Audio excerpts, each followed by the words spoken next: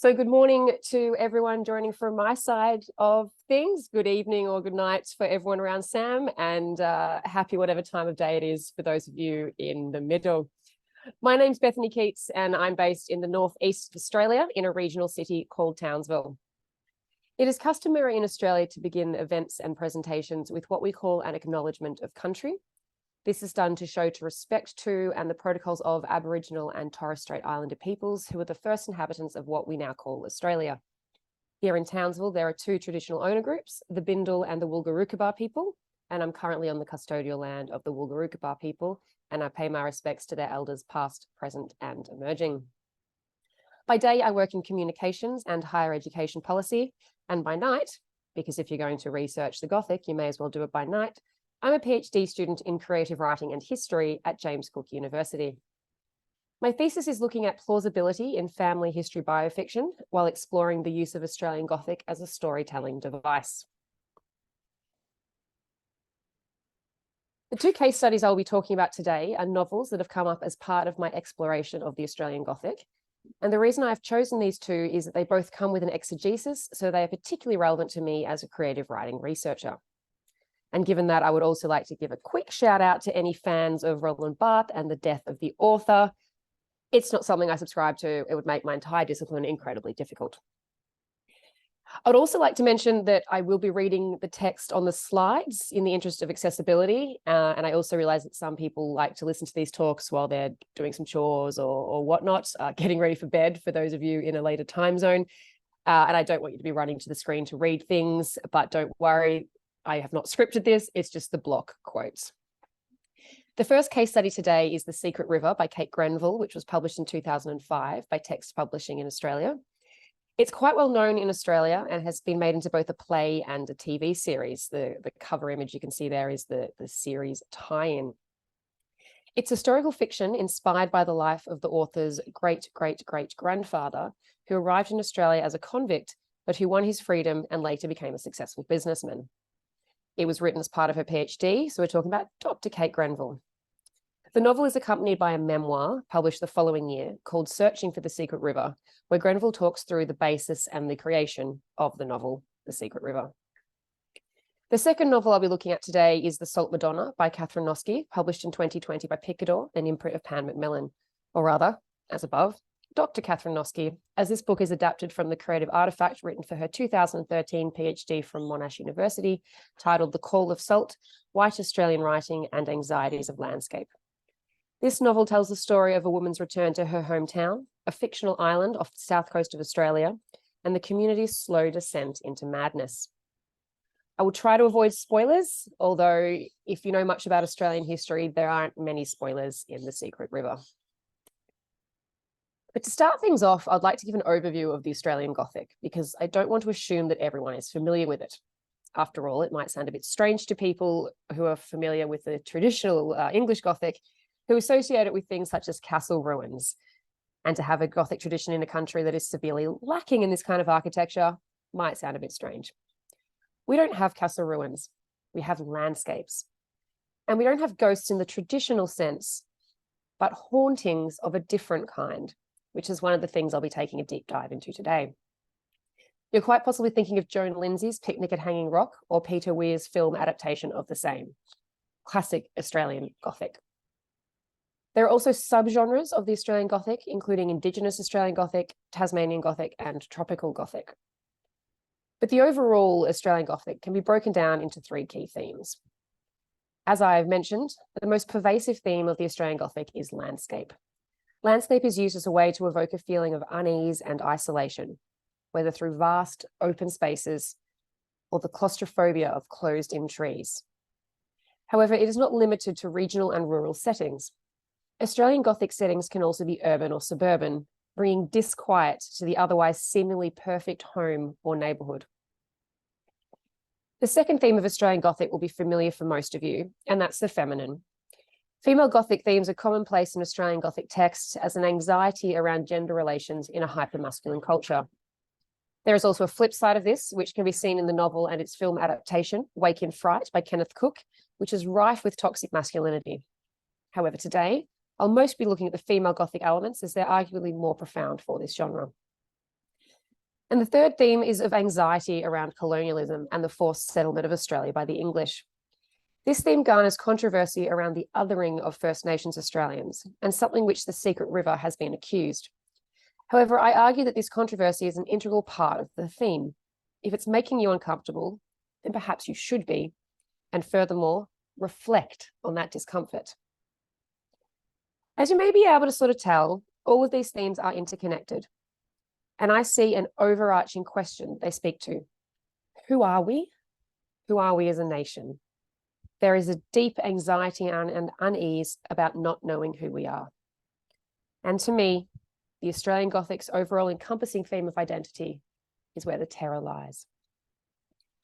One of the things most terrifying about Wake in Fright is expressed in Australian cinematic folklore.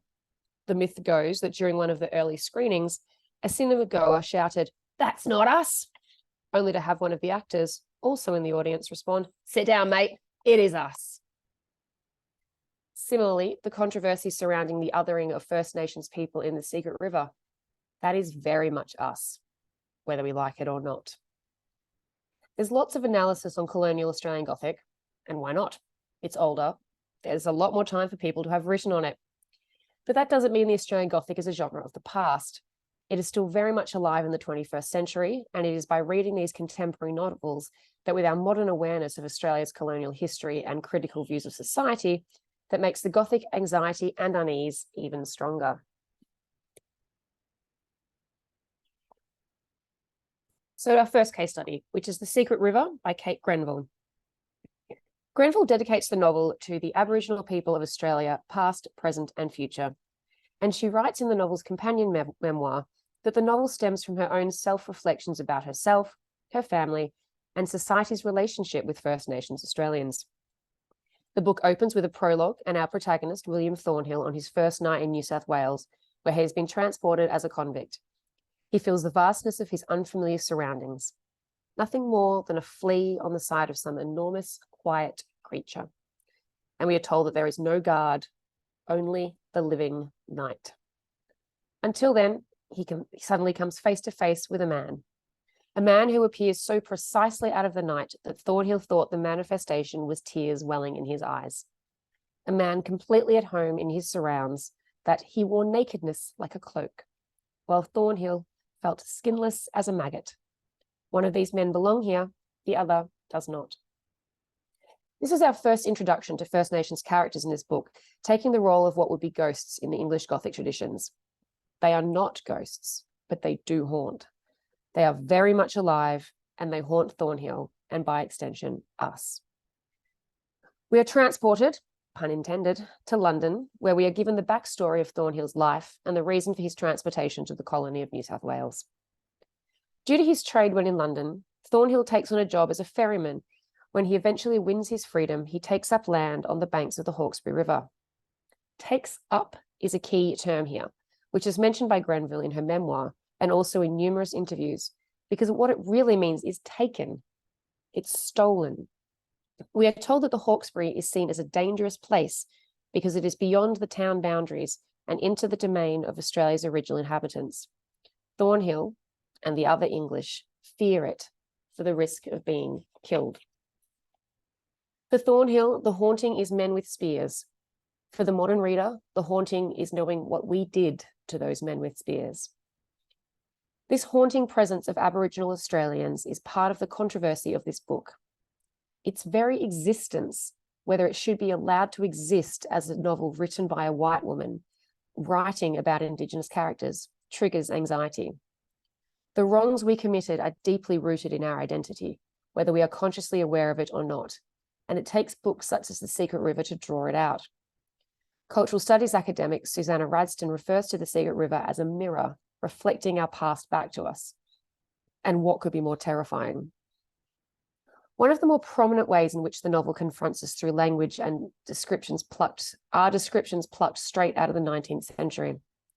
Grenville has said she did this for plausibility, and she drew on archival records, such as transcripts from the Old Bailey, to help her find the voice. However, this means there are many instances where it is jarring to the modern reader. Poxy blacks, savages, First Nations people are described as being like children or unintelligent. It's confronting to read. We sip our cup of tea and say, that's the past. It's not who we are now. That's not us. Sit down, mate. It is us. But although the mirror Grenville is holding up to us is a slap in the face, the use of the landscape is more subtle. Her use of landscape gets under your skin and crawls inside of you. A key starting point is the concept of terra nullius, on which the forced settlement of Australia was claimed, that the land was so-called unoccupied by so-called civilized people. It is written into the foundation of white Australia and is manipulated by contemporary Australian Gothic writers as a mode of forced reflection of our place on this land. In a talk to the Sydney Institute in 2005, Grenville described a walk she took in the area around where her great-great-great-grandfather Solomon Wiseman lived, the man on which Thornhill is based. She said, "Walking around this country, I realised that it might be empty now, but at one time it had been intensely used and inhabited. What I naively thought of wilderness had, in effect, once been the living rooms and dining rooms, the workshops and churches of the Darung and the Darkajung people. This is the ruined castles of Australian Gothic. And who ruined them? We did." She goes on, "That feeling, so common in the bush, that there is someone just out of sight, invisible when you turn to look, would not have been an illusion in Wiseman's day, but reality. And there was a possibility that that person, just out of sight beyond the trees, would be aiming a spear at you." As I have titled in this presentation, landscape is a key tool for Grenville. She successfully taps into how we feel when we are in the bush, because she bases it on her own experience. In Searching for the Secret River, she has a chapter where she elaborates on the feelings she shared at the Sydney Institute talk. "I was panting, although I'd walked such a short way, not so much from exertion as a sort of tightness in my chest that you could have called anxiety. Around me, the bush was full of noise, an underlying hum and tick and drone of a million insects. Closer, individual clicks and twitters, the birds going ip, ip, ip. It was bursting with life, but also utterly empty. I glanced back. The bushes seemed to have closed behind me, smoothly, silently, like water. Which way was the road? In making those loops and detours, which way had I gone? All around me, the shadows twitched, light and dark shifting together among trunks, bushes, and rocks." She continues her walk and said it was easy to imagine that nothing had changed here for 200 years, even 2000. And she felt like the first human in the first perfect garden, until she realizes the truth. Looking down, she finds a series of grooves in the rocks. They were whetstones. Generations of people had been there before her, and when her ancestor arrived there, these cues would have been even more obvious. She describes the feeling of sitting around a campfire in the same bush. "I was restless, alert, almost as if I was waiting for something. Not that I was frightened exactly. Nothing here was malevolent, nothing hostile. This place wasn't going to spook me. But there wasn't nothing either. This was an empty place, but empty the way a room was when the people had just 1 minute ago walked out of it." It is these feelings of being in the bush that she has imparted into the character of Thornhill. Take this from the Secret River. Soon after Thornhill arrives at the land he claims. "The Thornhills squatted around the fire, listening to the night, feeling its weight at their backs. Beyond the circle of light, the darkness was full of secretive noises, ticks and creaks, sudden rustlings and snappings, and incessant tweeting. They were warm, at least on one side, and the fire made them the center of a small, warm world, but it made them a helpless creatures too. The blackness beyond the reach of the flames was as absolute as blindness." These are solid paragraphs that I've pulled out, but the novel is dotted with fleeting references to the vastness of the bush and the smallness of the interloper, Thornhill. There is fear and anxiety at every tree and at every rock. It was quite still, as if every creature in the place had stopped its business to watch him, The line of the shadow from the ridge swallowed the hut. It is through landscape that Thornhill starts to feel like he belongs. He knew his place now, by day and by night, knew how it behaved in rain and wind, under sun and under moon. He thought of its way through the green reaches of the river, those gold and grey cliffs, the whistle of the river oaks, the sky. He could tell over the bends of the Hawkesbury the way he had once been able to tell over the bend of the Thames. When we talk about Australian Gothic, a word people often use is uncanny. The familiar, that is just not quite right. Thornhill, and thus the reader, wants to feel the familiar, wants to think that he belongs along the bank of the river and that it is as familiar to him as the Thames. And yet when he makes his pile and builds a stone house, he builds it as a fortress. The walls were to be of stone, half a yard thick. Behind the house, the hill had been stripped of every bush. There was nothing that a man might hide behind. The land is familiar, but it's still not right to him. It remains a threat. The finished house, he also feels, isn't quite right and doesn't fit together. Despite what he tries to say, Thornhill is uneasy, and he makes us feel uneasy too. Their familiar English flowers won't grow. They don't belong, like him. He creates a slice of England in New South Wales, but the landscape is ancient and watching. Beyond the wall and the silver tray was another world, where the cliffs waited and watched. Above the roses and the rest of it was the forest. The harsh whistle of the breeze in the river oaks, the rigid stalks of the bulrushes and the reeds, that hard blue sky. They were unchanged by the speck of New South Wales enclosed by William Thornhill's wall. Landscape is an overarching feature of the Secret River. Even when it is not expressly being described, the scene has been set. We are placed on the banks of the Hawkesbury. But what year is it? Is it the time of Thornhill/Wiseman? Or is it now? As mentioned earlier, Grenville has written her contemporary experience of the bush into that of Thornhill 200 years ago, and the feeling is one and the same.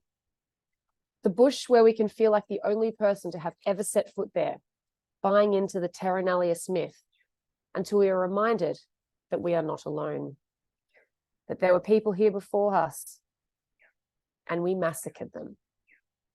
That is the anxiety, the terror that the Secret River awakens in us. Thornhill is us, and the landscape is watching. The second novel for today is The Salt Madonna, which is less well known. It's by Catherine Noske, and I will try to avoid spoilers even more so. As I mentioned in my introduction, it's based on a PhD thesis examining anxiety around writing landscape for non-Indigenous Australian writers. The Salt Madonna opens with a diary extract and an excerpt from a history book. Are these real? Is this a real diary, a real history book? The uncanny of the Australian Gothic is set straight away, as we realise they are not true. They're not real diaries or history books. And yet they are. John Granville Mulvey is a fictional character, but could be one of many early settlers from what is now the south coast of Victoria. Similarly, the first line, today I met a girl who looked like Mary. Looked like, but isn't. Like John Granville Mulvey, who seems like a real person, but isn't. Noske is toying with reality and placing us in an unsettling space. Our narrator tells us that the island of Chesil, where she used to live, was founded by Mulvey, who is her ancestor, and she had to return home to be with her dying mother. What follows in multiple points of view is what happened when she returned home. The main point of view is the narrator, Hannah, who has taken up a position as a local school teacher, when suddenly one of the older students is withdrawn from school, and we find out it's because she's pregnant. The small island community slowly descends into a madness, centered around the local church and the women who attend it. We are introduced to Chesil, the island, as floating disembodied on the horizon, and grows into its own reality as you get closer. We're situated in a middle ground here, a place that is neither here nor there. It was connected to the mainland by a now abandoned bridge, tethering it.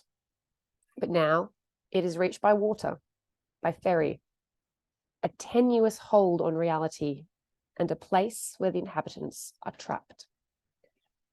Chesil is positioned as a microcosm of the mainland. As in the Secret River, we are told that the original settler took land and founded a settlement there, noting that his descendants still have possession. We are also told that he made his fortune by hunting whales until they disappeared, and that he fouled the water, ringed the trees with deep scars, and cleared them.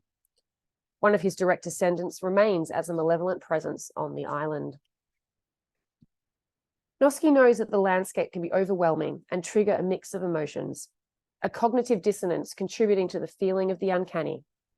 Our diary writer Mulvey loved the landscape, but that did not stop him desecrating it. As non-Indigenous Australians, we can love the land where we live, but we cannot escape the damage that was done when it was forcibly settled. This is because the landscape has been irreparably damaged by the settlement. This land has seen conflict imposed by the settlers who not only brought about environmental damage, but we later hear about what was done to its original inhabitants and witnessed by the island. As a novel set on the island, water is a key motif, both salt and fresh. The island is, of course, surrounded by salt water, our ancient mariner, water, water everywhere, nor any drop to drink. The community relies on grey water for their pot plants, and we are reminded that the island cannot sustain them and their lifestyle. She potters about with her watering can and checks her plants. They are drying out. She has been saving grey water for them, and there is a soapy residue showing in places around the terracotta pots. She fingers it, finds it greasy, fat from the washing up. She fishes out an old rag and works her way around them all, wiping it off. It feels good to be doing something outside, something green. When we think of plants, we think of lush green, and yet we are presented with an image of grey and grease. Even so, this character, Mrs. Keeler, calls it green, a disconnect. Reality isn't as we expect it to be, again. And is it green or is it grey? There is a river, but as the community begins its descent into madness, an algal bloom breaks out. Toxic water is being used to reflect the poison spreading through the inhabitants. And we are told that even when it looks like it's clearing, that's just on the surface. Bad water remains underneath. As someone who grew up during the millennium drought in the early 2000s, I feel these connections to freshwater scarcity. There is water. You cannot drink it. Noski also uses animals, and in particular birds, as an extension of the landscape, as both witnesses and metaphors. A cockatoo playing sentinel. A currawong starts up somewhere. And a dead gull rots, tangled in debris. As a writer of Australian Gothic myself, I also use birds in my work to convey the uncanny. Creatures with a quirky behaviour we don't quite understand. Animals that can be silent, but then suddenly loud. They are there, whether we are paying attention to them or not. I remember during the COVID-19 lockdowns, a radio host interviewed an ornithologist about birds coming back to the cities. Except the ornithologist said that the birds weren't coming back. They were always there. We just didn't hear them over all of the traffic.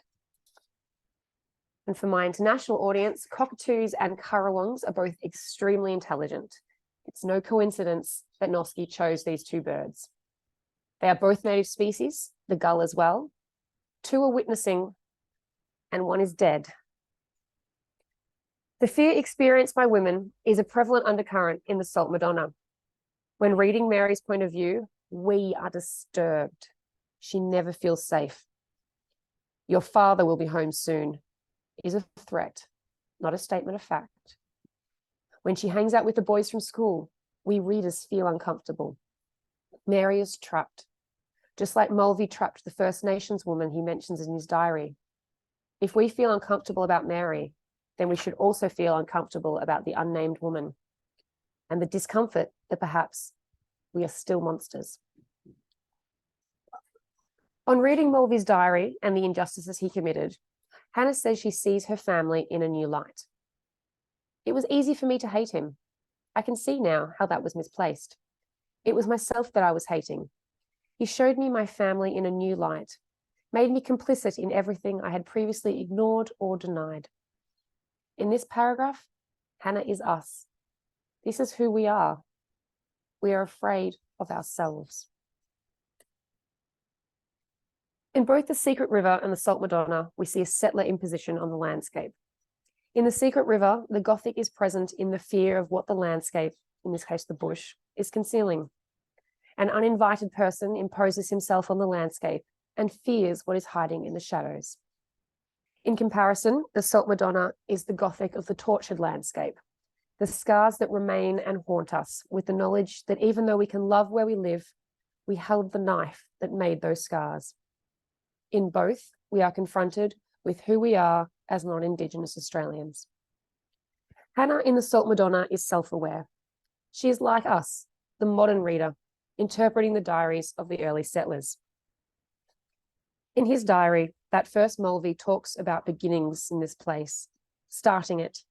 The world of the island's first inhabitants was not real to him. They existed in some other way. They were ghosts, some malevolent manifestation of the place itself. Such a convenient notion.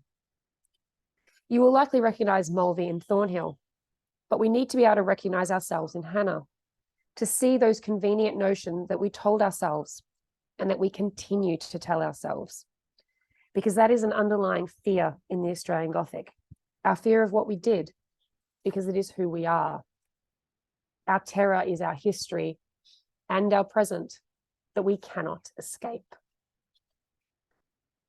And I've got some further reading in case anyone's keen to look more into this. The first one I mentioned is a wonderful, simple explainer of the Australian Gothic from the conversation. This is what I send to my friends and colleagues when they ask me, what's the Australian Gothic? What are you doing? The second is a great book chapter from Jessica Gildersleeve on the colonial past haunting us. Then we have the series from Kate Grenville, Searching for the Secret River, which is the memoir about writing the novel, the talk she gave to the Sydney Institute, and the book itself. Next is Catherine Noski's thesis, which is available online via Monash University's research repository, and the Salt Madonna. And finally, we have Susanna Radston and the Secret River as a mirror. The background images on these slides are created by my father, Adrian Keats, who didn't realize that his style was actually quite Gothic until I told him, and all the photos are mine. I would like to thank Citlui here for her assistance in finding key points within the text. That's her with the Salt Madonna. Thank you very much. Time for questions.